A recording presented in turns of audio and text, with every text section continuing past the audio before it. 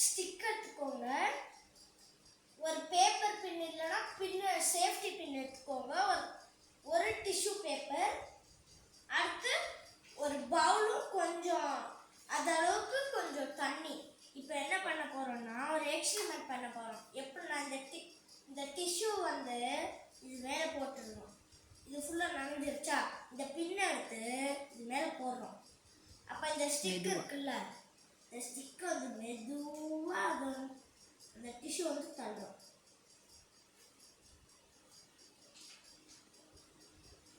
இப்போ என்னாச்சுன்னா இந்த பின்னு மேலே மிதக்குது.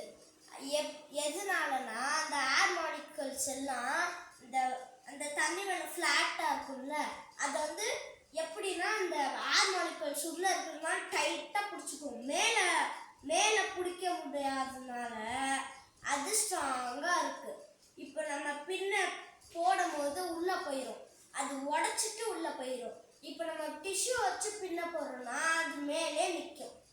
இதுதான் இந்த பின்னாடி இருக்கிற சயின்ஸ்.